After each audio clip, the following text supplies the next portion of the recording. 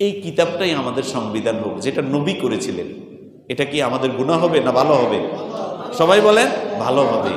আমরা দোয়া করছি আমাদের এই আল্লাহ পাকের দেয়া এই কিতাবটাই আমাদের দেশের এমন কিছু মানুষ আল্লাহ তৈরি করে দিক, যাদের দ্বারা এই কিতাবটাকেই মানুষ যেন সংবিধান বানায়। মধ্যে বিভিন্ন নিজেদের মন গড়া মতবাদ দিয়েছেন, নিজেদের মন গড়া মতবাদ, নিজেদের মতো করে কিছু দিয়েছেন। যেমন আমাদের দেশের যে সংবিধান আছে, সংবিধান, তো সংবিধানের মধ্যে যেই সময় যে সরকার আসে কি করে, তার মতো করে এটা ঢুকায়, আবার সে চলে যায়, এবার কয় এটারে বন্ধ করা, এটা আর চলবে না, আবার আমরা যেরকম করে বলবো আমাদেরটা ঢুকাবো। এরকম হচ্ছে কি হচ্ছে না?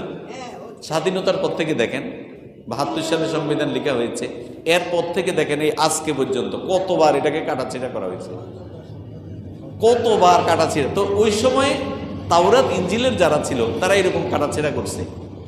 এখন বলেন আমাদের কোরআনের মধ্যে যেই রকম আছে এরকম আছে নাকি পরিবর্তন আছে? ওই রকম আছে। একটা হরফ, একটা জবর জের নোক্তা, এটারও কোনো পরিবর্তন হয় না। সুবহানাল্লাহ বলেন, সুবহানাল্লাহ। এইটার নাম হচ্ছে আল কোরআন। তো আল্লাহ রাব্বুল আলামিন আয়াতের মধ্যে বলছেন ওয়া আনজালাত তাওরাত ওয়াল ইনজিল, তিনি এই তাওরাত এবং ইনজিল কিতাবকেও নাজিল করেছেন। নবী সাল্লাল্লাহু আলাইহি সাল্লামের উপরে যে কিতাব নাজিল করেছেন এটার পাশাপাশি তাওরাত এবং ইনজিলকেও যিনি নাজিল করেছেন তিনি কে? আল্লাহ। এরপর আল্লাহ রাব্বুল আলামিন আরো বর্ণনা করছেন মিন ক্বাবলু হুদাল লিন্নাসি ওয়া আনজালাল ফুরকান। আল্লাহ রাব্বুল আলামিন বলছেন ইতিপূর্বে মানুষের হেদায়েতের জন্য আল্লাহ রাব্বুল আলামিন কিতাব দিয়েছেন। কি জন্য? মানুষের হেদায়েতের জন্য।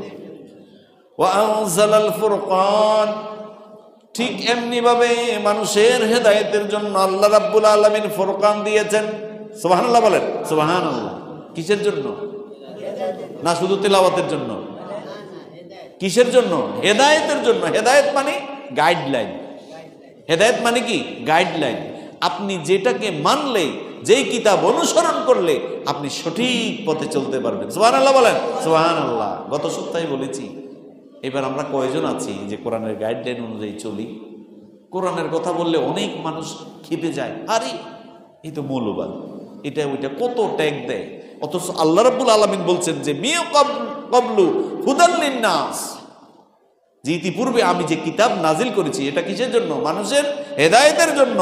ওয়া আনজালাল ফুরকান, ওয়া আতফ, আগেরটার সাথে পরেরটাকে মিল করতেছে। ওয়া আনজালাল ফুরকান, এবং এমনি ভাবে আমি এই ফুরকান তথা কোরআনকেও নাজিল করেছি মানুষের হেদায়েতের জন্য। সুবহানাল্লাহ বলেন, সুবহানাল্লাহ। তাহলে পৃথিবীতে একটা মাত্র কিতাব আছে যেটার মধ্যে কোনো কাটা ছিঁড়া নাই। এখন আমরা যদি এটার বলি যে এই কিতাবটাই আমাদের সংবিধান হোক, যেটা নবী করেছিলেন, এটা কি আমাদের গুনাহ হবে না ভালো হবে? সবাই বলেন ভালো হবে।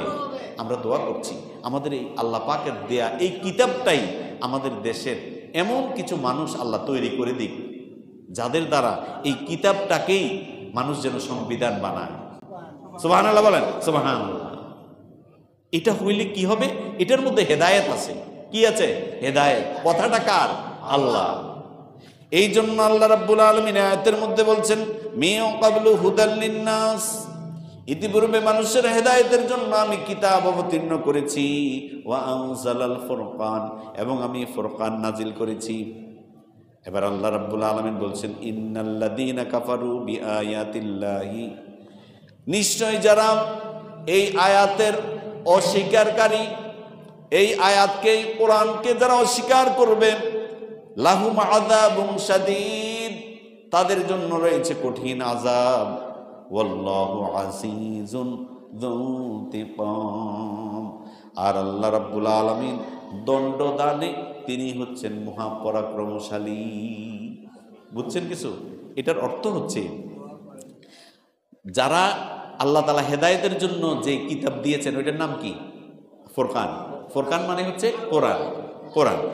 তো এই কোরআনের এবার যারা অস্বীকারী হবে, যারা কি হবে? অস্বীকারী, মানে যারা স্বীকার করবে না, কুফরি করবে, আল্লাহর বিধানকে ডিনাই করবে, লঙ্ঘন করবে। আল্লাহ তাআলা বলছে, বান্দা জেনে রেখো, লাহুম আযাবুন শাদীদ। এর থেকে স্পষ্ট করে কিভাবে বলে আমার আর জানা নেই। দেখেন আল্লাহ বলছে লাহুম আযাবুন শাদীদ, তাদের জন্য রয়েছে কঠিন আযাব। ওয়াল্লাহু আজিজুন যু ইনতিকাম, আর আল্লাহ রাব্বুল আলামিন শাস্তি দানে তিনি মহা পরাক্রমশালী।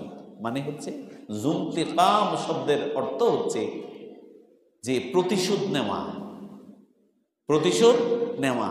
আপনাকে এই পৃথিবীতে, আমাকে এই পৃথিবীতে, দুনিয়ার মানুষকে এই পৃথিবীতে আল্লাহ পাঠিয়েছেন আল্লাহর বিধানকে মেনে চলার জন্য।